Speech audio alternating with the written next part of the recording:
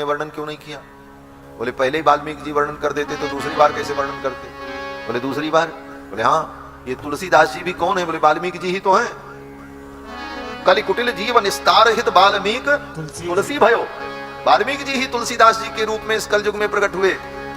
तो वाल्मीकि जी ने सोचा उस काल में राम जी की लीला में जिन जिन लीलाओं को हमने संक्षेप में कहा अथवा जिन लीलाओं को हमने विस्तार नहीं दिया, इस बार जब हम रामायण की रचना करें तो उन चरित्रों का विस्तार करें। इसलिए जिन बाल लीलाओं का वर्णन पहले नहीं किया, उन बाल लीलाओं का वर्णन मानस रामायण में किया।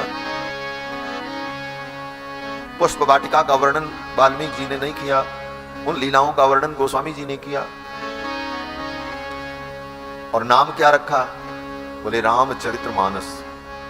रामायण का दो नाम है, रामायण का दो नाम है, एक नाम है रामायण और दूसरा नाम है रामचरित्र। और ये दोनों नाम वाल्मीकि जी ने ही स्पष्ट किया है त्रेता युग में ही। पुण्यम पवित्रम पापघ्नम, ये रामायण परम पुण्यमय वेदमय, यह पठेत रामचरितम। वाल्मीकि जी कहते हैं इसका एक नाम रामचरित है और जो इसे पढ़ता है यह पठे। इसका दो नाम है रामायण और रामचरित। तो रामायण नाम से ग्रंथ तो त्रेता युग में प्रकट हो गया, अब कलयुग आएगा तो फिर चल करके रामचरित नाम से इस ग्रंथ को हम प्रकट करेंगे और लोक भाषा में करेंगे। तो वाल्मीकि जी ही तुलसीदास जी के रूप में आकर के रामचरितमानस का वर्णन करें। उनके मानस में जो बात थी, कहते हैं कि बंदों तुलसी के चरण जिन कीन्हो जग काज, कलि समुद्र बूढ़त लख्यो प्रगट्यो सप्त जहाज। कलयुग के प्राणियों को संसार में डूबते हुए देख करके एक जहाज नहीं, दो जहाज नहीं, 7 जहाज बना दिए। बैठ जाओ इन जहाज में। बोले एक जहाज छूट गई, बोले दूसरी आ रही, उसमें बैठ जाना। एक के बाद दूसरी, दूसरे के बाद तीसरी, 7 जहाज। मानो हमारे जीवन में 7 दिन होते हैं, 7 दिन में एक दिन के लिए एक जहाज। बैठ जाओ, चल पड़ो, संसार सागर से पार हो जाओ। कलि समुद्र बूढ़त लख्यो प्रगट्यो सप्त जहाज। ये 7 जहाज क्या है? बोले यही बाल कांड, अयोध्या कांड, अरण्य कांड, किष्किंधा कांड, सुंदर कांड, लंका कांड, उत्तर कांड, ये 7 कांड यही वो जहाज है जिसमें बैठ करके जीव संसार से पार हो जाए। ये भगवान की कथा ऐसी नाव है जिस नाव में बैठ करके व्यक्ति भवसागर से पार हो जाए। गोस्वामी जी कहते हैं अगर भवसागर से पार जाना चाहते हो तो राम कथा रूपी नाव में बैठ जाओ। भवसागर जाने के लिए भगवान की कथा ऐसी दृढ़ नाव है, इतनी मजबूत नाव है, इस नाव में बैठने पर डूबने का खतरा नहीं है। इसके अलावा भी नाव है लेकिन वो दृढ़ नहीं है, अदृढ़ है। अदृढ़ा एते प्लवा यज्ञ रूपा। उपनिषद में वेद भगवान कहते हैं संसार से पार जाने के लिए यज्ञ भी एक नाव का है। बड़े बड़े यज्ञ करो, अश्वमेध यज्ञ, वाजपेयी यज्ञ, सोम यज्ञ, आप्तोर्याम, अग्निष्टोम। लेकिन वही वेद भगवान कहते हैं अदृढ़ा एते प्लवा यज्ञ रूपा। ये यज्ञ रूपी जो नाव है ये अदृढ़ है, दृढ़ नहीं है। पार भी कर सकती है और नहीं भी पार कर सकती है। हाँ, पार भी कर सकती है और नहीं भी पार कर सकती। अष्टादशोक्तम ह्यवरम हेष कर्म। 18 लोगों के द्वारा किया गया वो कर्म, इतना विशाल महान कर्म 18 लोगों ने मिलकर के जिसका संपादन किया। 4 अध्वर्यु, 4 होता, 4 उद्गाता, 4 ब्रह्मा, 16 और जजमान की पत्नी 18। अष्टादशोक्तम ह्यवरम हेष कर्म। लेकिन वो नाव भी पार तो कर सकती है, लेकिन संदेह है। अदृढ़ा एते प्लवा यज्ञ। एक यज्ञ की कौन कहे? जिन यज्ञों का वेदों में वर्णन है उन यज्ञों को, एक एक यज्ञों को 1000 बार किया। किसने? बोले प्रताप भानु राजा ने। रामायण में वर्णन है, जहां लगी कहे पुराण श्रुति, एक एक सब जाग, 12 सहस्र सहस्र नृप, किए सहित अनुराग। अनुराग से किया, प्रेम से किया।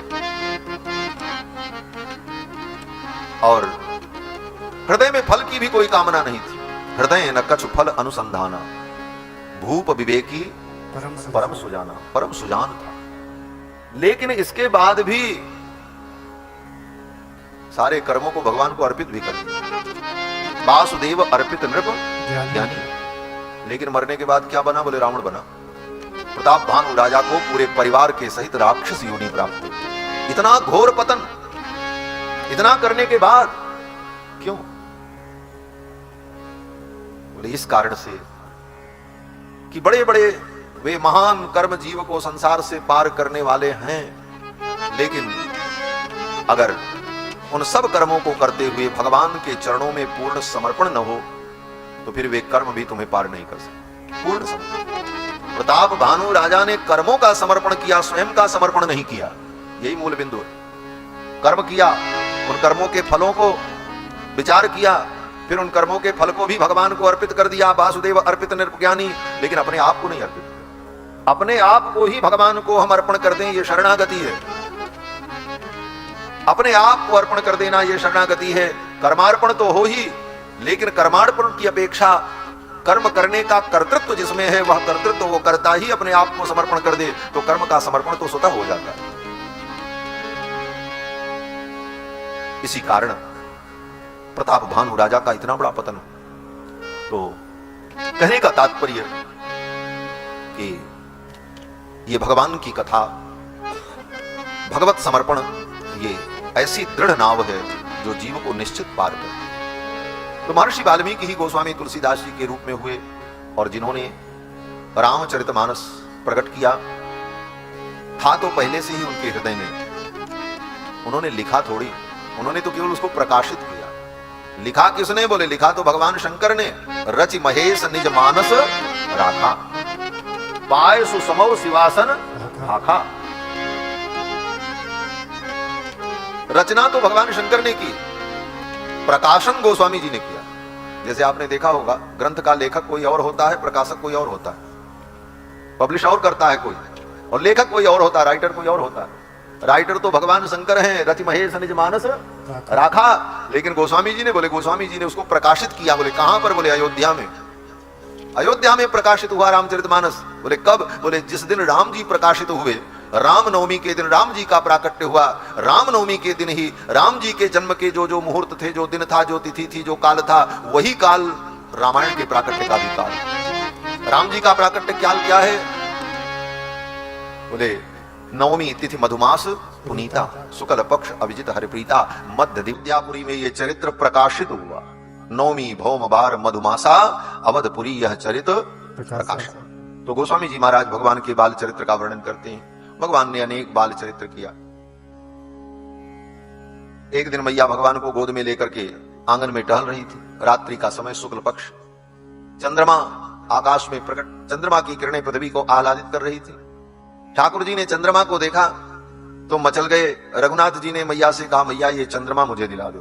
कहते हैं कि कबहू की ससी मांगत आर करें, चंद्रमा के लिए आर करने लगे, जिद करने लगे, चंद्रमा हमें दिला दो। मैया ने सोचा ये चंद्रमा कहां से मैं ला करके दूं इनको। तो मैया ने जुक्ति लगाई, एक थाली में पानी रखा, पानी में चंद्रमा का प्रतिबिंब जब दिखा तो मैया ने कहा देख चंद्रमा आ गया। उस चंद्रमा को पकड़ने के लिए रघुनाथ जी जब चले तो पानी हिल गया। जो ही हाथ लगाया पानी हिला, वो प्रतिबिंब भी ऐसे ऐसे हिलने लगा। जब प्रतिबिंब हिलने लगा तो राम जी ने तुरंत हाथ पीछे कर लिया। राम जी ने कहा मैया ये तो कोई जीव है, ये पानी में चल रहा है। मैया ने कहा हाँ बेटा ये जल जंतु है, जल से ही पैदा हुआ, समुद्र से पैदा हुआ। जब समुद्र मंथन हुआ था तभी तो चंद्रमा का प्रादुर्भाव। ठाकुर जी ने कहा नहीं नहीं हमको नहीं लेना है। कभी कभी ठाकुर जी अपने ही प्रतिबिंब को देख करके डर जाते। कबहू की शशि मांगत आर करे, कबहू प्रतिबिंब निहारी डरे, कबहू करताल बजाई के नाचत। ठाकुर जी की मस्ती जब हो तो अपने हाथों की ताली को स्वयं बजा करके ठाकुर जी नाचने लग जाए। मैया ने सुंदर काचनी पहना रखी है, ऊपर बढ़िया झगुलिया पहना रखी है, केशों को बटोर करके यहां पर ऊपर जूड़ा बना दिया और मोतियों का बंधन लगा दिया। आंखों में सुंदर काजल, मत्थे पर डिठौना, कान में सुंदर कुंडल, हाथों में सुंदर मोतियों के कंकण। ऐसे सुंदर स्वरूप में रघुनाथ जी दशरथ जी के प्रांगण में अपनी ताली को बजा करके जब नाचते, कबहू करताल बजाई के नाचते, मातु सबे मन मोह भरे। माताएं प्रसन्न हो जाती, तीनों माताएं अलग अलग दिशाओं में खड़ी होकर के ताली बजाती, लाला इधर आओ, लाला इधर आओ। तो कभी ठाकुर जी दौड़कर कौशल्या की ओर जाते, कभी सुमित्रा जी की ओर, कभी केकई। इस अयोध्या के सुख का दर्शन गोस्वामी जी कहते हैं अवधेश के बालक चारि सदा तुलसी मन मंदिर। अवधेश के कुमार जो ये बालक हैं, ये चारों मेरे मन रूपी मंदिर में सदा विहार करें, मेरी तो यही कामना। और ऐसे ठाकुर जी से जिसको नेह नहीं हुआ। श्री गोस्वामी जी महाराज कहते हैं ऐसे ठाकुर जी से, रघुनाथ जी से जिसको नेह नहीं हुआ, प्रेम नहीं हुआ, उनसे अच्छे तो कुत्ता और सुअर है महाराज। सूकर स्वान भलो, गोस्वामी जी कहते हैं सुअर और कुत्ता होना अच्छा है, मनुष्य होकर के ऐसे ठाकुर के चरणों में प्रेम नहीं हुआ। अस बालक सो नहीं नेह, ऐसे बालक से नेह नहीं हुआ तो सूकर और कुकर की योनि भी इससे कहीं अच्छी है। तुलसी गोस्वामी जी कहते हैं ऐसे बालक, राम जी को बालक कहा, बोले देखने में ये बालक है लेकिन अद्भुत है। तम अद्भुतम बालकम अम्बुजे क्षणम, है तो बालक लेकिन बालक का अर्थ क्या है? कहते हैं बाले बाले कम ब्रह्मांडम, जिसके एक एक रोम में अनंत अनंत ब्रह्मांड प्रतिष्ठित है, ऐसे बालक हैं रोम रोम प्रतिलागे कोटि कोटि ब्रह्मांड। ऐसे बालक, ऐसे रघुनंदन से अगर नेह नहीं है, स्नेह नहीं, तो क्या मतलब निकला ये मानव जीवन पा करके। नयन जब ज्योति की सखियां कहती हैं ऐसे रघुनाथ जी से जिस दिन नयन जुड़ जाए, स्नेह हो जाए, प्रेम हो जाए, उसी दिन लोकलाज कुल की मर्यादा ताग तड़ा तड़ टूटी। लोकलाज कुल की मर्यादाओं के बंधन टूट जाते हैं, सर्वबंध विनिर्मुक्त हो जाता है। गोस्वामी पाद कहते हैं अस बालक सो नहीं नेह, कहा जग जोग समाधि की। बहुत जोग कर लो, बहुत समाधि लगा लो, लेकिन ठाकुर जी के चरणों में नेह नहीं हुआ तो जोग समाधि का भी कोई फल नहीं। ता चाहे तू जोग कर भ्रिकुटी मध्य ध्यान धर, चाहे तू जगत को, चाहे तू संसार को मिथ्या कह करके, जगत मिथ्या कह करके संसार को मिथ्या कहते रहो। कहते हैं ये सब बातें तब तक ठीक लगती हैं जब लो तो नंद के कुमार दृष्टि पड़ो नहीं, तब लो तू भले बैठ ब्रह्म को विचारी ले। जब तक भगवान के स्वरूप का ध्यान तुम्हें नहीं हुआ तब तक जोग कर लो, समाधि कर लो, ध्यान लगा लो, लेकिन जिस दिन इस रूप का चिंतन हृदय में आ जाए, ये समस्त समाधि का, जोग का, जप का परम फल है। भगवान की बाल लीलाओं का गोस्वामी जी ने वर्णन किया। एक और कथा कहकर बाल लीला की आगे चलते हैं, कथाएं तो बहुत है। एक दासी थी अयोध्या में, उसके हृदय में भगवान के प्रति बड़ा अनुराग। उसने सोचा आज मैं कैसे भी रघुनाथ जी का दर्शन करूंगी। रात भर उसको नींद नहीं आई और सवेरा होने के पहले ही जाकर के द्वार पे खड़ी हो गई। जैसे ही द्वार खुलेगा दशरथ जी का, मैं महल में प्रविष्ट होऊंगी। कोई मुझे कितना भी रोके, लाठी मारे, डंडा मारे, सिपाही मुझे रोके, मैं किसी की नहीं सुनूंगी। आज तो महल में जाकर के लाला को देखूंगी। इस भाव से चल पड़ी, आकर के द्वार पे खड़ी हो गई। द्वार बंद था। ठाकुर जी को पता चल गया एक भक्ता आई है दर्शन के लिए, द्वार पर खड़ी। रात्रि में ही अचानक भगवान रोने लगे। मैया ने चुप कराया, रोना बंद नहीं हुआ। महारानी कैकेयी भी जग गई, सुमित्रा जी भी जग गई, दशरथ जी की भी नींद खुल गई। दशरथ जी ने रामलला को गोद में लिया और लेकर के घूमने लगे कक्ष में। तो राम जी इशारा करने लगे बाहर की ओर। दशरथ जी ने कहा अच्छा बाहर चले, आंगन में चले। आंगन में लेकर के आए। आंगन में आए तो राम जी आगे इशारा करने लगे, अच्छा चलो दूसरे आंगन में चले। 7 आंगन, बड़े बड़े 7 प्रांगण के भीतर महल। इशारा करते करते रघुनाथ जी दशरथ जी की गोद में बैठे बैठे द्वार पर आ गए। दशरथ जी द्वार पर आए रघुनाथ जी को गोद में लेकर। सिपाही सैनिकों ने देखा, ऊपर जो पहरेदार खड़े थे, सुरक्षाकर्मी, उन्होंने देखा महाराज ये प्रातः काल भोर भोर में, अभी तो 3 बज रहा है। दौड़ करके आए, प्रणाम किया, बोले महाराज क्या आज्ञा है? बोले द्वार खोलो। महाराज की आज्ञा हुई। रात के 3 बजे ही महल का द्वार खोला गया। जब महल का द्वार सेवकों ने खोला तो क्या देखा? बोले द्वार पर एक दासी खड़ी है और उसकी आंखों से अश्रु की धारा बह रही थी। उसको दर्शन देने के लिए रघुनाथ जी रात्रि के 3 बजे महल से निकल करके दशरथ जी को लेकर के ऐसी लीला करते हुए द्वार तक आ गए। उसने जब दर्शन किया, कृतकृत्य हो गई। उसके भाव को देखकर दशरथ जी महाराज ने सदा के लिए उस दासी को महल में सेवा प्रदान कर दी। बोले तू आज से महल में ही सेवा करेगी। वो दासी प्रफुल्लित हो गई कि अब तो मुझे रोज रघुनाथ जी का दर्शन होगा, क्योंकि अब तो मुझे महल में ही सेवा करनी। संपूर्ण अयोध्या को राम जी परम प्रिय, प्राण होते प्रिय लागही सब कह राम कृपाल। प्राण से भी ज्यादा अवधवासियों को राम जी प्रिय। और कल की कथा में आपने सुना कि अयोध्यावासियों को राम जी प्राण के समान प्रिय हैं, उसी प्रकार अयोध्यावासी राम जी को भी प्राण के समान प्रिय। क्यों? बोले प्रियतम ही वर्णियो भवति, इसकी व्याख्या कल हो गई। आजकल कुछ लोग सोशल मीडिया के पंडित लोग राजनीतिक परिवर्तन को देखकर आपा खो बैठे और रात दिन सोशल मीडिया पर अयोध्यावासियों को गालियां दे रहे हैं। ये अयोध्यावासी गद्दार निकले, ऐसे निकले, वैसे निकले। ऐसे लोग अयोध्यावासियों को जानते नहीं, अयोध्या के भाव को नहीं जानते और सोशल मीडिया पर अपना ज्ञान बघार रहे हैं। अयोध्यावासी राम जी के नहीं हुए। ये तो राम जी को पता है अयोध्यावासी उनके कितने अपने हैं और राम जी उनके कितने अपने हैं। तुमसे प्रमाण पत्र लेने की आवश्यकता नहीं। ये अयोध्यावासियों को पता है हमारे राम जी हमारे कितने हैं और हमारे राम जी को पता हम उनके कितने हैं। हमारे और राम जी के बीच में तुम्हें आने की कोई आवश्यकता ही नहीं। क्या लिख रहे हैं सोशल मीडिया पर? अयोध्या में जाओ, दर्शन करो, किसी से पानी मत लेना, किसी टेम्पू में मत बैठना, किसी थ्री व्हीलर में मत बैठना, अयोध्या में कोई सामान मत खरीदना, किसी से कोई संबंध मत रखना, राम जी का दर्शन करना। तो मैं पूछता हूं फिर राम जी का ही क्यों दर्शन करना? राम जी भी तो अयोध्यावासी, मत आओ अयोध्या। ऐसे लोगों को अयोध्या आने की जरूरत ही नहीं है। राम जी से मिलो, राम जी के प्रेमियों से आयो। अवधवासियों से तुम्हारे मन में दुर्भाव हो, जीवन में राम जी कभी तुम्हारे ऊपर प्रसन्न नहीं होंगे। भगवान का अपराध करो, ठाकुर क्षमा भी कर देंगे, लेकिन भगवान के आश्रित अवधवासियों को आप इस प्रकार अपमानित करोगे और उनके लिए अपशब्द का प्रयोग करोगे, राम जी तुम्हारे ऊपर कभी प्रसन्न नहीं होंगे। जो अपराध भगत कर करई, राम रोष पावक सो जरई। अयोध्या क्या है? इस अयोध्या में जो पैदा हुए, अयोध्या में जो पले, जो बड़े हुए, जो अयोध्या वास कर रहे हैं, ऐसे संतों से मिलकर के पूछो, तब जानोगे अयोध्या क्या है, अयोध्या की महिमा क्या है, अयोध्या का फल क्या है और राम जी के प्रति यहां के लोगों की कितनी श्रद्धा है। आज सारी दुनिया के लोग बड़े राम जी के शुभचिंतक बन गए। जब अंग्रेजों का राज्य था, सरकार के विरुद्ध बोल देने पर एक ही सजा होती थी, फांसी चढ़ा। उस समय कोई व्यक्ति बाहर का नहीं आया था। इसी अयोध्या के लोगों ने अर्धरात्रि में जाकर के उस विवादित ढांचे पर कब्जा करके राम जी को विराजमान कर दिया। तब कौन आया था सहायता करने? अयोध्या वासियों की उस राम भक्ति को भूल गए और बता रहे हो ये तो राजनीति में हार जीत चलती रहती है। इसको लेकर हम अपने भाव को न बिगाड़ें, चिंतन करें, मंथन करें।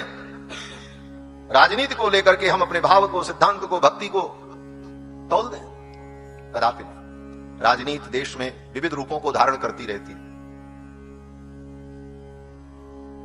श्री कालिदास जी ने, महाकवि कालिदास ने कहा, वारांगनेव नृपनीति अनेक रूपा। ये राजनीति वारांगना के समान होती है, वेश्या के समान होती है, इसका कोई रूप नहीं। ये कब किसकी हो और किसके पक्ष में चली जाए, इसलिए इन बातों को विचार करना चाहिए।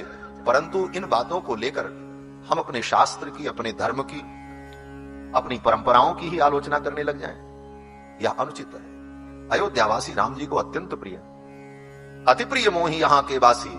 और अयोध्या वासियों को बोले प्राण होते प्रिय लागहि, सब कह राम कृपाल। वो अयोध्यावासी तो राम जी को इतने प्रिय हैं कि महाराज राम जी ने अयोध्या वासियों के लिए सब कुछ त्यागा है।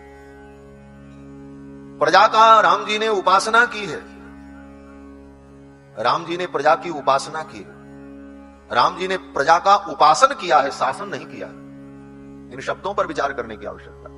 शासन करने वाले में क्रूरता होती है, शासन करने वाले में प्रभुता का गर्व होता है, अभिमान होता है। उपासना करने वाले में उपास्य के प्रति प्रेम होता है और समर्पण होता है और विनम्रता होती है। राम जी ने अयोध्या की उपासना की है 11,000 वर्षों तक प्रजा की।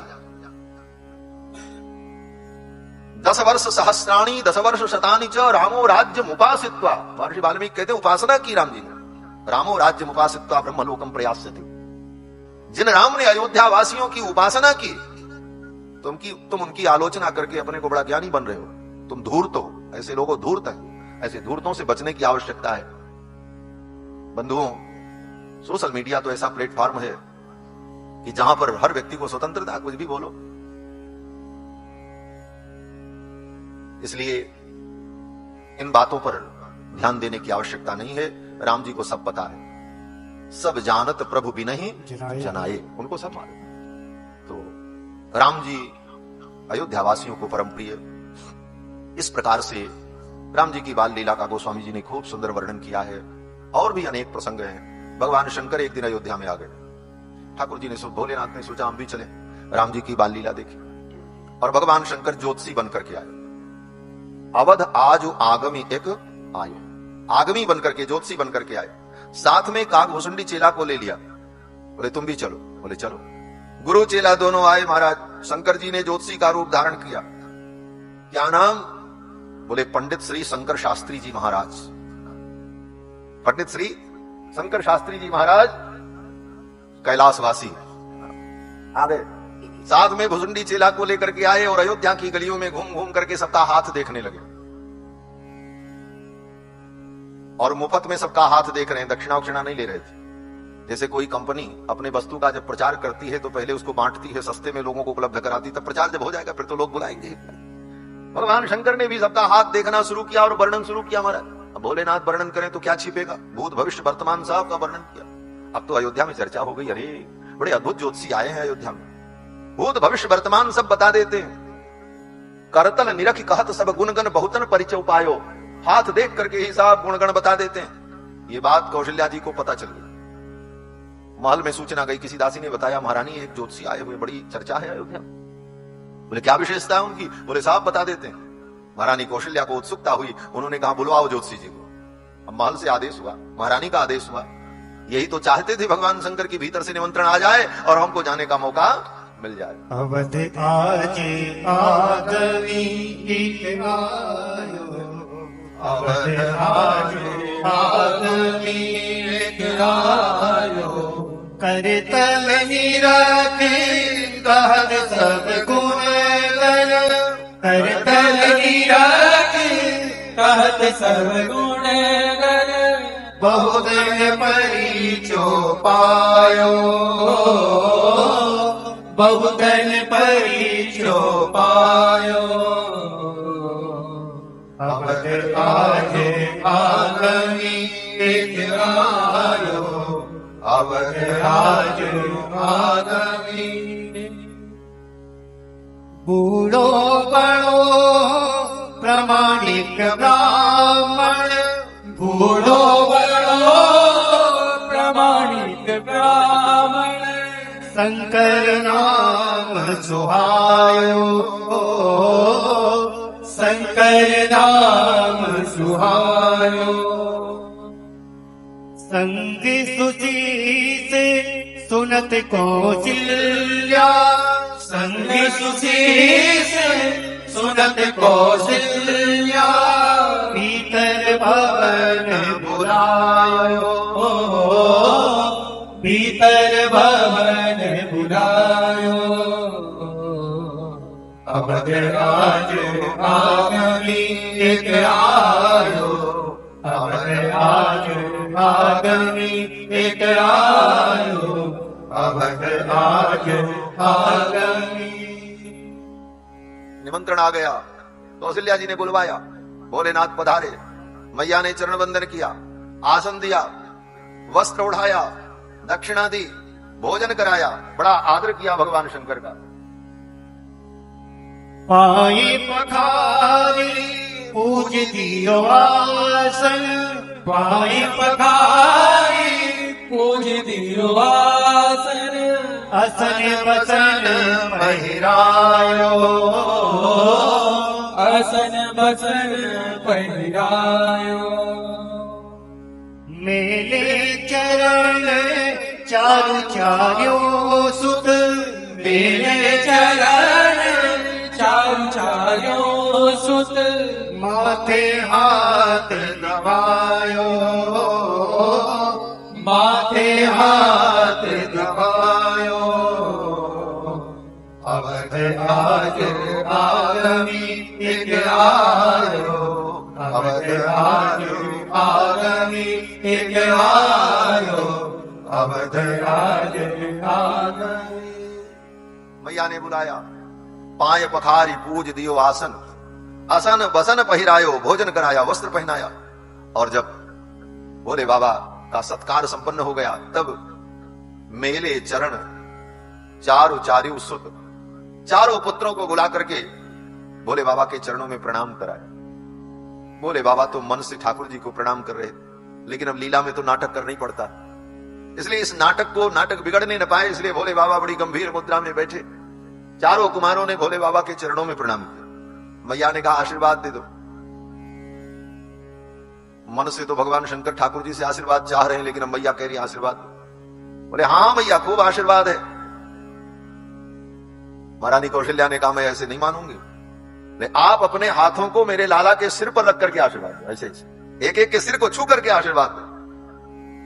अब क्या करते भोले बाबा, लीला तो करनी ही थी। हाथ उठाया, हाथ कांपने लगे भगवान शंकर के, अपने आराध्य रघुनाथ के सिर पर हाथ रख करके मैं इनको आशीर्वाद। लेकिन कोई बात नहीं, भक्ति का यह सिद्धांत है कि अपने इष्ट अपने आराध्य का भी मंगलाशासन किया जाता है। हमारे आचार्यों ने मंगलाशासन किया। मंगलम कौशल इंद्राय महनीय गुणाब्धे चक्रवर्ती तनुजाय सार्वभौमाय मंगलम। इसलिए भगवान शंकर ने भी अपने हाथ को रघुनाथ जी के सिर पर रखा, भरत जी के सिर पर रखा, लक्ष्मण जी के सिर पर रखा, शत्रुघ्न जी को, चारों कुमारों को आशीर्वाद दिया।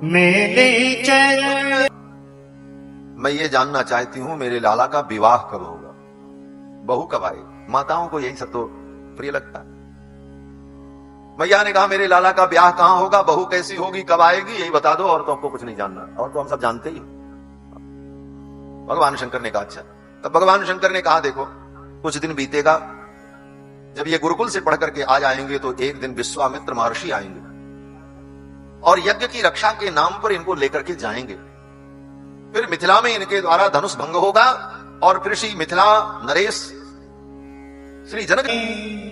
ये सब भगवान की मधुर बाल लीलाएं जिनको सुनकर हमारा चित्त भगवान में तन्मय होता है। इन चरित्रों को सुनने का यही तात्पर्य है कि ये चरित्र हमारी बुद्धि में, हमारी स्मृति में बने रहें, और जब स्मरण आए तो भगवान का वो चरित्र, वो लीला मानो दिखने लग जाए। यही मन को भगवान में लगाने का सुगम मार्ग। आगे भगवान गुरुकुल में पढ़ने जाते हैं। जब ही कुमार भये सब भ्राता दीन जनेऊ गुरु पितु। चारों कुमार बड़े हुए, इनका यज्ञोपवीत संस्कार हुआ और यज्ञोपवीत संस्कार के बाद गुरुकुल में पढ़ने गए। वशिष्ठ मुनि के गुरुकुल में पढ़ने गए और अल्प काल में समस्त विद्याएं प्राप्त कर ली। विद्याओं को भगवान ने प्राप्त नहीं किया, अपितु विद्याओं ने भगवान को प्राप्त किया। गोस्वामी जी कहते हैं अल्पकाल विद्या सब आई, विद्याएं स्वयं आई। गोस्वामी जी ये भी लिख सकते थे अल्पकाल विद्या सब पाई। गुरुगृह गए पढ़न रघुराई, अल्पकाल विद्या सब पाई। अल्पकाल में समस्त विद्याओं को पा लिया राम जी ने। लेकिन राम जी ने विद्याओं को पा लिया, ये चमत्कृत अर्थ नहीं है, अपितु इससे भी ज्यादा चमत्कृत अर्थ यह है कि विद्याओं ने राम जी को पा लिया। राम जी को क्या विद्या पाना, विद्याएं राम जी के पास आकर अपने को धन्य और कृतकृत्य अनुभव करती हैं। अल्पकाल विद्या सब आई। कृष्ण अवतार में तो 64 दिन में राम जी ने, कृष्ण भगवान ने संपूर्ण विद्या को प्राप्त कर गुरुकुल में गए और 64 दिन में 64 कलाओं को कृष्ण भगवान ने सीख लिया। और रामावतार में बोले अल्पकाल, बहुत कम समय। अब ये अल्पकाल की व्याख्या कितनी की जाए, बोले कुछ नहीं। गुरुकुल में गए, एक दिन का समारोह हुआ, खूब स्वागत सत्कार हुआ। गुरुकुल के सभी ब्रह्मचारी बालक बड़े प्रसन्न हुए, राम जी पढ़ने आ रहे हैं, राम जी पढ़ने आ रहे हैं, हमारी उनसे दोस्ती हो जाएगी, मित्रता हो जाएगी। इस उत्साह में सब बालक खूब प्रसन्न आनंद पूर्वक पूरे गुरुकुल को, वशिष्ठ जी के पूरे गुरुकुल को फूल पत्तियों से सजा दिया। बड़ी बड़ी सुंदर रंगोलियां बनाई, सुंदर मार्ग पर कमल की पंखुड़ियों को बिछाया। रघुनंदन आ रहे हैं गुरुकुल में, बड़ा भव्य स्वागत हुआ।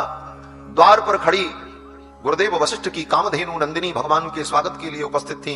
चारों कुमार जब पलाश दंड लेकर के, मुझ की मेखला पहनकर, कंधे पर मृगचर्म रखे हुए ब्रह्मचारी वेश में चारों कुमार गुरुकुल में जब प्रवेश करते हैं तो गौ माता को साष्टांग प्रणाम किया। कामधेनु को, कामधेनु द्वार पर खड़ी, कामधेनु को, गौ माता को चारों कुमारों ने जब प्रणाम किया तो जैसे गाय अपने बच्चे को सूंघती है, उसी प्रकार रघुनंदन और भरत और शत्रुघ्न और लक्ष्मण के मस्तक को कामधेनु नंदिनी ने घ्राण किया, सूंघा और सूंघ करके आशीर्वाद दिया। और चारों कुमार उठ करके खड़े हुए गुरुकुल में आए, गुरु जी को वंदन किया, प्रणाम किया।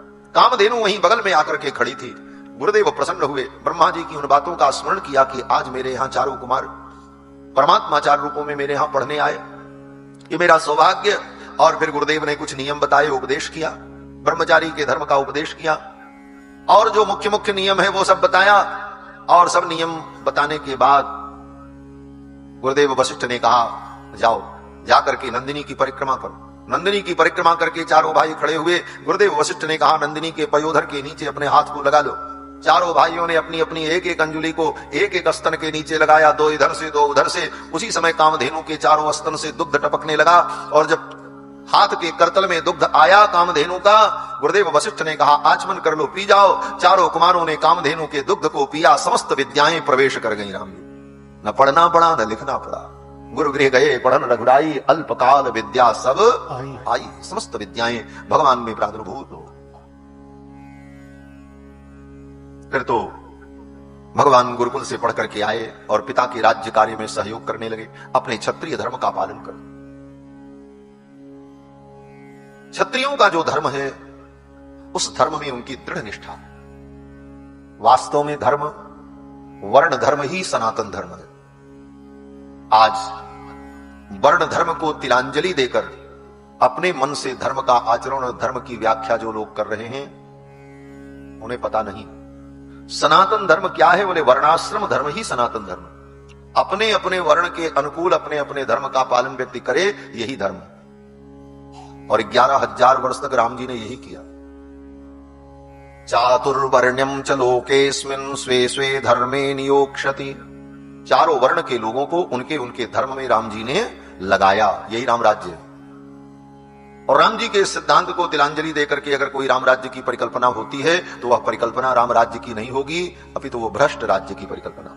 राम राज्य तो तभी होगा जब वर्ण धर्म का पालन होगा। चारों वर्णों के लोग अपने अपने निज निज कर्म निरत श्रुति नी की, तही कर फल पुनि विषय विरागा, तब मम चरण उपज अनुरागा। तभी भगवान के चरणों में अनुराग होगा। अपने स्वधर्म के पालन से ही भगवान के चरणों की भक्ति दृढ़ होती। जिसने स्वधर्म का त्याग किया उसकी भक्ति केवल नाटक रह जाती। इसलिए स्वधर्म का त्याग नहीं करना चाहिए। किसी परिस्थिति में स्वधर्म का पालन न हो पाए वो अलग बात है। पालन नहीं हुआ, आप चाहते थे लेकिन अपने स्वधर्म का पालन नहीं कर पाए, तो चलो उसका कोई ना कोई प्रायश्चित तो हो जाएगा, शास्त्र उसका मार्ग बताएगा। लेकिन अपने धर्म का त्याग करके दूसरे के धर्म का अनुकरण कर लेना, भगवान कृष्ण कहते हैं स्वधर्मे निधनम श्रेयः पर धर्मो भयावह। दूसरे के धर्म का आश्रय मत लो। शास्त्र कहता है केवल ब्राह्मण को ही दंड धारण करना चाहिए। त्रिदंड एक दंड संन्यास केवल द्विज के लिए, ब्राह्मण के लिए विहित है। लेकिन भक्ति के नाम पर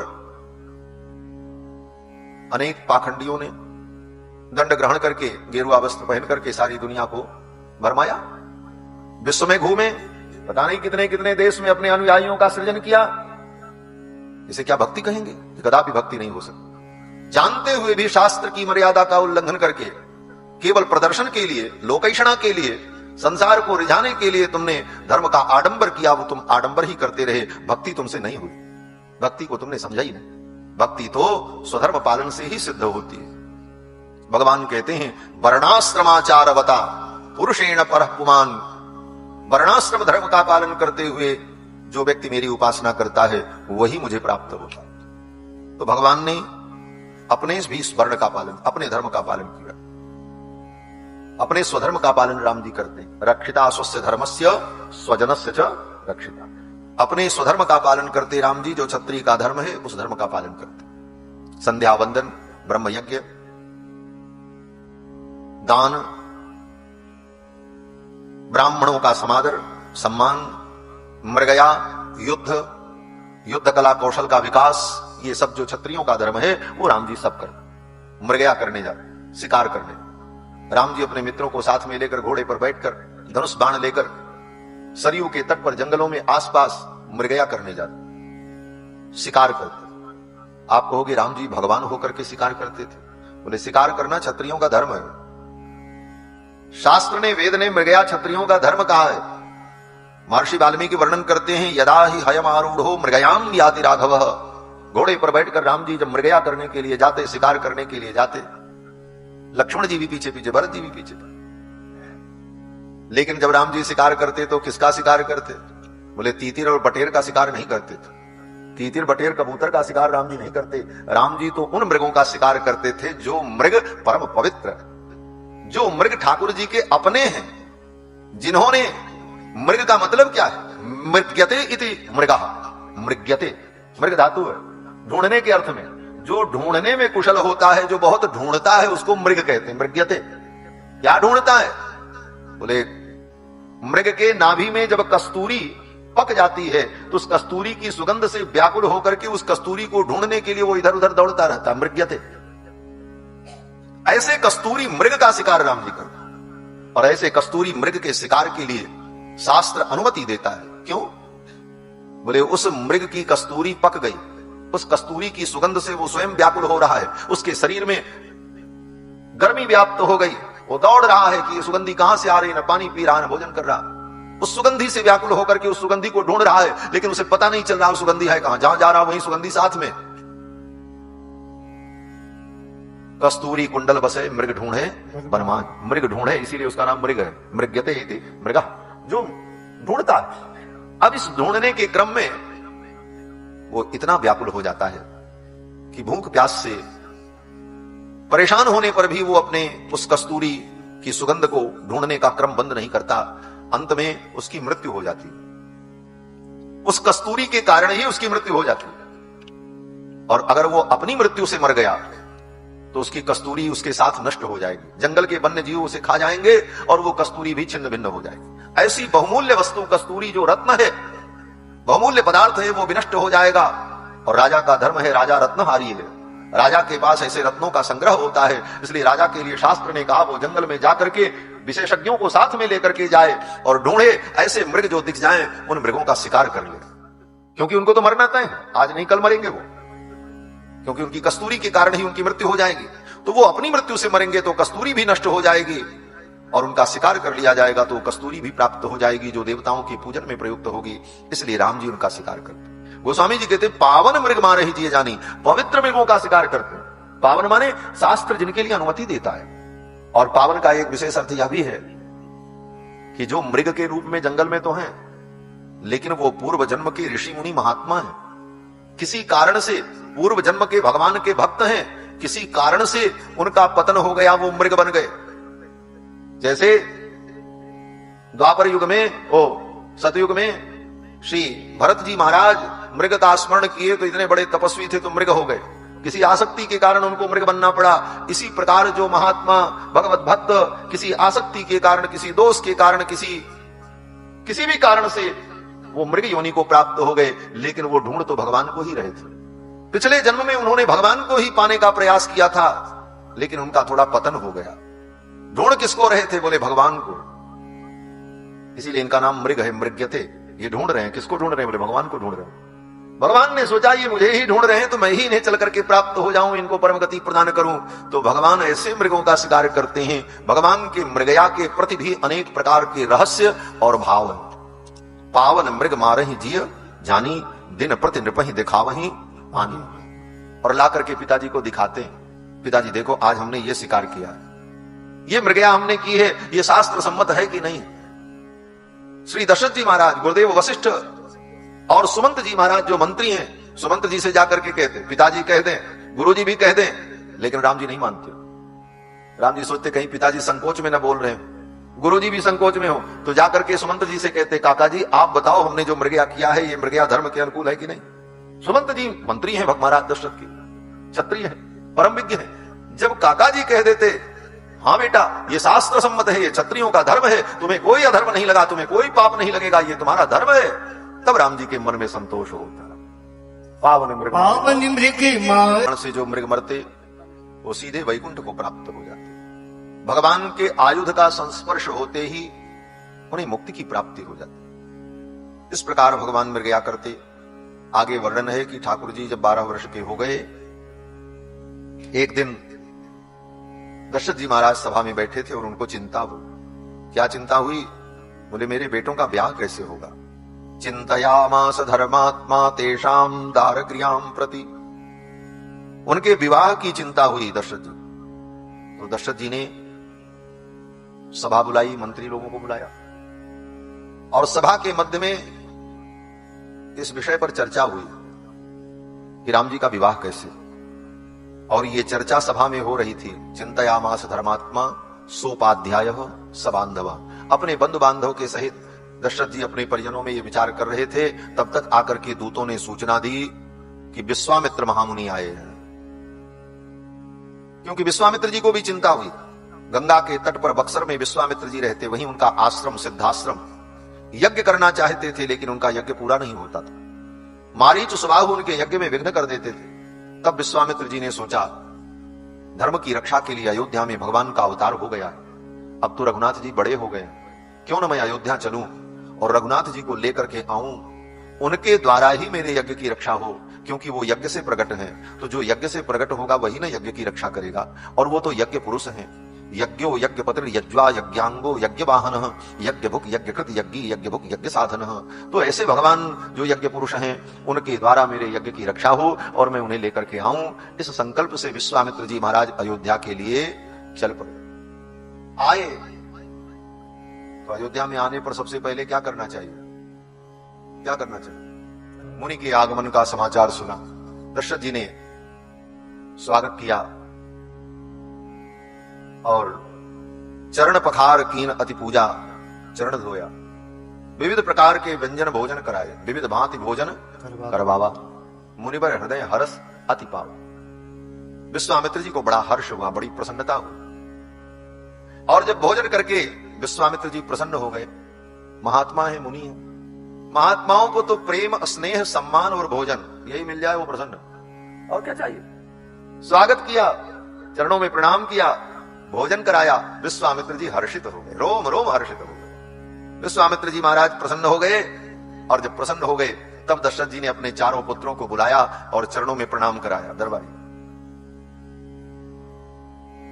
पुनि चरण में सुत चारि, पुनि चरण में सुत चारि। राम तेज मुनि देह विसारी, राम तेज मुनि देह विसारी।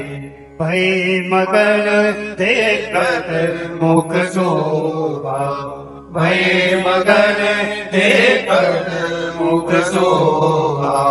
जनु चकोर पूरन ससिलोभा, जनु चकोर पूरन ससिलोभा। पुनि चरण मेरे सुत चारि, पुनि चरण मेरे सुत चारि।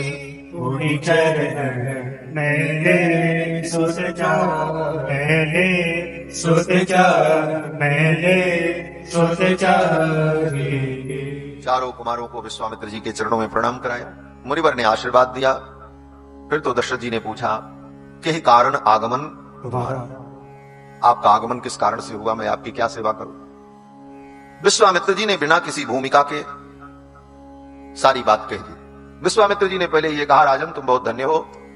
क्यों? बोले महावंश प्रसूतस्य, ऐसे महान वंश में आपका जन्म हुआ है, जिस वंश में भगीरथ, सगर, रघु, दिलीप जैसे राजाओं का जन्म हुआ। महावंश प्रसूतस्य, इसलिए तुम महान हो। संसार में दो वंश होता है, एक नाद वंश, एक विंदु वंश। नाद और विंदु, ये सृष्टि ही दो प्रकार की है, नाद सृष्टि और विंदु सृष्टि। विंदु सृष्टि का मतलब पिता के वीर्य विंदु से जो उत्पन्न है वो वीर्य सृष्टि है, विंदु सृष्टि है। और गुरु के उपदेश से जो शिष्य परंपरा चलती है, ये वंश परंपरा, यह भी एक परंपरा होती है। उनका शिष्य, फिर उनका शिष्य, फिर उनका शिष्य, ये भी वंश है। लेकिन ये नाद वंश कहलाता है। नाद वंश माने वो मंत्र उनके कान में गया, फिर उन्होंने उनके कान में दिया, इस प्रकार नाद वंश चलता है। तो संसार में बिंदु वंश और नाद वंश, दो प्रकार के वंश, और दोनों वंश जिसका उत्तम हो। विश्वामित्र जी कहते महावंश प्रसूतस्य, बिंदु सृष्टि में जो आपकी उत्पत्ति हुई वो महावंश परम पवित्र रघुवंश सूर्यवंश। और आपका जो नाद वंश है, आप किसके शिष्य हो? बोले गुरुदेव वशिष्ठ के। वशिष्ठ बोले ब्रह्मा के पुत्र। ऐसे पवित्र नाद कुल में आप हैं। इसीलिए अगले शब्दों में विश्वामित्र जी ने कहा कि वसिष्ठ व्यपदेशिनः महावंश प्रसूतस्य वसिष्ठ व्यपदेशिनः, आपका बिंदु वंश और नाद वंश दोनों वंश परम पवित्र है, आप महान हैं। किसी की महानता के दो ये महान बिंदु होते हैं, जिसका कुल महान हो, पितृ पितामह प्रपितामह वृद्ध प्रपितामह महान हो, पवित्र हो, और जिसके गुरु, जिसके परम गुरु परम महान हो। और ये दोनों विशेषताएं दशरथ जी में देखी विश्वामित्र जी ने बड़ा साधुवाद दिया, प्रशंसा की, और फिर अपनी सारी बात बताई कि मारीच और सुबाहु हमें यज्ञ नहीं करने देते। मारीचश्च सुबाहुश्च वीर्यवन्तौ सुशिक्षितौ, ये दोनों आतंकवादी, मारीच और सुबाहु, सुशिक्षितौ, इनको शिक्षित करके ट्रेनिंग दे करके रावण ने भेजा। जैसे आज आतंकवादियों को पाकिस्तान से ट्रेनिंग देकर के भेजा जाता है, कैसे उपद्रव करना है, कैसे बम विस्फोट करना है, आत्मघाती दस्ता कैसे बनाना है, कैसे हमला करना है, उसी प्रकार रावण भी कौन था? विदेशी आतंकवादी। भारत की स्थिरता को, भारत की शांति को भंग करने के लिए उसने आतंकवादियों को शिक्षित करके भारत में भेजा। पूरे भारत के दो जोन बनाए, दक्षिण जोन और उत्तर जोन। दक्षिण जोन में उसने दो आतंकवादियों को नियुक्त कर दिया, खर और दूषण, और उनके साथ एक महिला गुप्तचर लगा दिया जिसका नाम शूर्पणखा। और उत्तर भारत में उसने दो आतंकवादियों को बैठा दिया, मारीच और सुबाहु, और उनके साथ एक महिला गुप्तचर को लगा दिया, कौन? बोले ताड़का। पूरे भारत को अशांत करने के लिए रावण ने जो कुचक्र किया, इसी के संहार के लिए तो भगवान का अवतार हुआ। विदेशी शत्रुओं को बाद में मारा जाता है, पहले भीतर के शत्रुओं को मारा जाता है। इसीलिए राम जी ने पहले सुबाहु को मारा, मारीच को, ताड़का को, और फिर खरदूषण को। भीतर में जब सफाई हो गई तब बाहर सफाई करने के लिए भगवान कहां तक गए? बोले लंका तक गए। पहले भीतर की सफाई हो, बाहर की सफाई बाद में हो। राम जी चल पड़े। विश्वामित्र जी ने ये सब सारी बातें बताई कि तौ मांस रुधिरेण वेदिम ताम अभ्यवर्षताम। ये असुर क्या करते हैं? बोले हमारी यज्ञ वेदी पर मांस और खून की वर्षा कर देते, मांस और खून फेंक देते, हमारी वेदी अपवित्र हो जाती, यज्ञ नहीं हो पाता। तो आप अपने पुत्र राम को कुमार लक्ष्मण के सहित आप मुझे दे दो, मैं इनको ले जाऊंगा, इनके द्वारा मेरे यज्ञ की रक्षा हो। अनुज समेत देहु रघुनाथा, निश्चर बधमय होब सनाथा। दशरथ जी कुछ बोलते उसके पहले विश्वामित्र जी ने कहा, राजन ये आपके पुत्र जो राम हैं, ये भले अभी छोटे बालक हैं, लेकिन ये कौन है, इनकी शक्ति क्या है, इनकी महिमा क्या है, इनका वास्तविक स्वरूप क्या है, ये आप नहीं जानते, मैं जानता हूं। ऐसे ही कहा विश्वामित्र जी ने, अहम वेद्मि, मैं जानता हूं, अहम वेद्मि महात्मानम रामम सत्य पराक्रमम। ये सत्य पराक्रम है, इनके पराक्रम को, इनकी महिमा को मैं जानता हूं, आप नहीं जानते। दशरथ जी को थोड़ा अटपटा लगा, बेटा मेरा, जन्माया हमने, पाला पोसा हमने, गोद में मेरी खेले, और ये बाबा जी आकर के बता रहे हम जानते हैं, आप नहीं जानते। विश्वामित्र जी ने कहा, हां मैं जानता हूं, अहम वेद्मि महात्मानम रामम सत्य पराक्रमम, मैं इनको जानता हूं। दशरथ जी ने मन में सोचा ये जानते हैं, हम नहीं जानते, तो क्या केवल यही जानते हैं? विश्वामित्र जी ने कहा, नहीं नहीं, और भी जानने वाले लोग हैं, और कौन इनको जानता है? तो विश्वामित्र जी ने कहा, वसिष्ठोपि महातेजा, आपकी सभा में बैठे हुए जो आपके गुरु वशिष्ठ हैं, ये भी जानते हैं कि ये कौन है, ये जानते हैं। और कौन जानता है? तो विश्वामित्र जी ने कहा कि ये चे में तपसि स्थिताः, आपकी सभा में ये जो तपस्वियों की दीर्घा बैठी हुई है, जावाली, मार्कंडेय, गौतम, असित, व्यास, कश्यप, ये जो महामुनि आपके दरबार में बैठे, ये इनको जानते हैं। क्या संकेत हुआ? ये वाल्मीकि जी की वाणी है महाराज। वाल्मीकि जी कहते हैं, विश्वामित्र जी से कहलाते हैं, विश्वामित्र जी कहते हैं मैं जानता हूं, वशिष्ठ जी जानते हैं, और आपकी सभा में बैठे हुए ये महात्मा जानते हैं, आप नहीं जानते, आपके मंत्री संतरी नहीं जानते हैं, ये सिपाही सैनिक नहीं जानते हैं, इनको कौन जानते हैं? बोले ये महात्मा लोग जानते हैं। बड़ा सुंदर भाव है। विश्वामित्र जी कहते हैं इनको जानने के लिए त्याग करना पड़ता है, जिसके जीवन में त्याग होगा वो इनको जानेगा। हमने राज्य त्यागा है राजन, तुम्हारे जैसे मैं भी चक्रवर्ती सम्राट था, मैंने राज्य त्यागा, सुख त्यागा, परिवार त्यागा। जिसके जीवन में त्याग होगा, वैराग्य होगा, तपस्या होगी, आचार होगा, व्रत होगा, वही इनको जान सकता है। क्योंकि वेदों ने कहा, यज्ञेन दानेन तपसा अनासकेन ब्राह्मणाः विविदिशन्ति। इनको जानने वाले कौन है? बोले तपस्वी, व्रती, अनुष्ठान संपन्न लोग। राजन इनको कौन जान सकता है? जो अपने मस्तक पर हीरे मोती पन्ने पोखराज से जड़े हुए किरीट को धारण करता है वो इनको नहीं जान पाता। इनको तो वो जानता है जिसके केश, जिसके सिर के बाल भी जटा बन जाते हैं भगवान की उपासना में, प्रेम में। जिसे अपने शरीर की सुध नहीं होती वो इनको जान पाता। विश्वामित्र जी ने कहा, राजन आपने अपने मस्तक पर स्वर्ण मुकुट धारण कर रखा है और जब तक ये मुकुट सिर पर रहेगा तब तक इन्हें नहीं जाना जा सकता। इस मुकुट को फेंक कर जटा मुकुट जिस दिन मस्तक पर हो जाएगा उस दिन इनको जान पाओगे ये कौन। मैंने भी मुकुट त्यागा है और जटाओं को धारण किया, तब मैं इनको जान। 18 प्रकार का अर्थ श्री पेरिया आचान पिल्लई नाम के आचार्य ने इस श्लोक का 18 प्रकार का अर्थ किया। टीकाकार विश्वामित्र जी क्या क्या कह रहे हैं, कितने भाव हैं इसके। अहम वेदमि महात्मानम रामम सत्य पराक्रमम, सत्य पराक्रम राम को मैं जानता हूं। इनको वही जानता है जिसके जीवन में त्याग है, व्रत है, तप है। इनको मुनि महात्मा जानते। और इनको जानने का एक तरीका यह भी है कि अगर अपने आप को जना दें तो इनको लोग जान सकते हैं। लेकिन ये जनाते किसको हैं? बोले जो सारी दुनिया में अपने को जनाना नहीं चाहता है, इनको जानना चाहता है, उसी को ये अपने आप को जना देते। और जो दुनिया में जनाने के लिए परेशान है, दुनिया हमको जाने, हमारी यश कीर्ति को देखे, बोले वो इनको नहीं जान पाता। जो दुनिया को जानना चाहता है अथवा दुनिया को जनाना चाहता है वो इनको नहीं जान पाता। जो इन सब चीजों से निरपेक्ष हो जाता है वही इनको जान पाता है। सोई जाने जय देव जनाई, जानत तुम्हें तुम्हें हो जाए। अंत में दशरथ जी महाराज ने मना कर दिया, मैं अपने राम को नहीं दूंगा, मैं मर जाऊंगा लेकिन अपने राम को नहीं दूंगा। और जब दशरथ जी ने इस प्रकार कहा तो विश्वामित्र जी ने सोचा फिर अब जब ये नहीं देंगे तो हम क्या करें। चाहते तो विश्वामित्र जी क्रोध करते, राजन अगर तुम मेरी बात नहीं मानोगे तो मैं तुम्हें शाप दे दूंगा। ये शाप की धमकी दे सकते थे विश्वामित्र, सामर्थ्य भी था। लेकिन विश्वामित्र जी ने सोचा जिन राम को हम लेने आए ये तो सुख देने वाले हैं, ये सबको सुख देते हैं। और ऐसे सुख निधान को प्राप्त करने के लिए किसी को दुख देना पड़े, ऐसे सुख निधान को पाने में किसी को दुख हो, कष्ट हो और दुख देना पड़े तो ये सुख निधान ही कैसे रह जाएंगे। इसलिए इनको तो सुख पूर्वक प्राप्त किया जाए क्योंकि ये सुख के सागर है।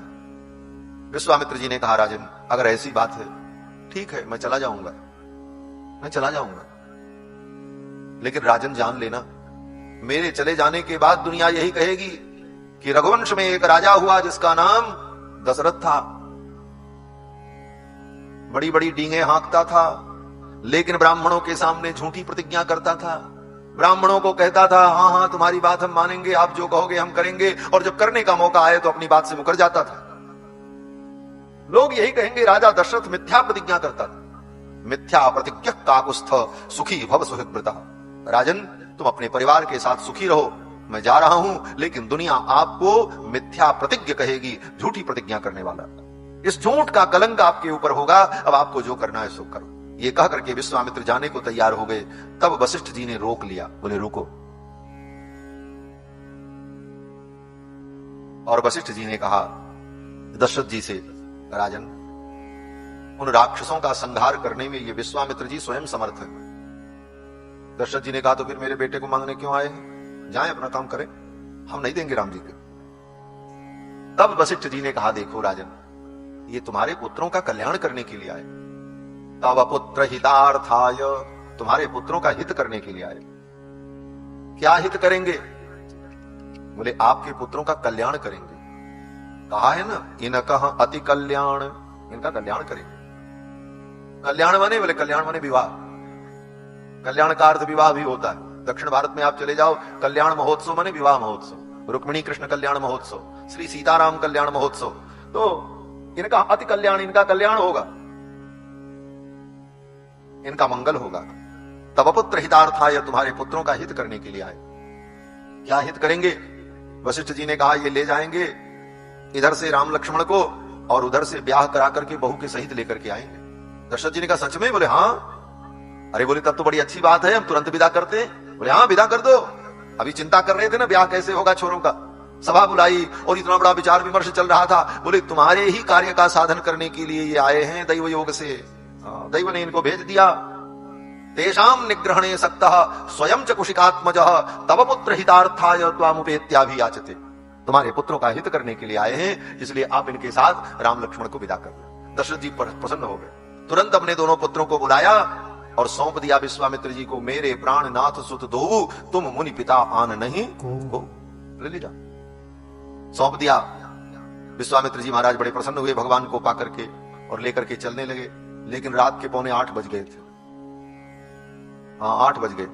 अब रात में 8 बजे विश्वामित्र जी कहां जाएंगे अंधेरे में? अब आज तो अयोध्या वास करने दो, अब कल चलेंगे। आज बोलो श्री सीता रामचंद्र भगवान की जय, श्री अयोध्यानाथ भगवान की जय, श्री हनुमान जी महाराज की जय, सब संतन की जय, सब भक्तन की जय, जय जय सीताराम।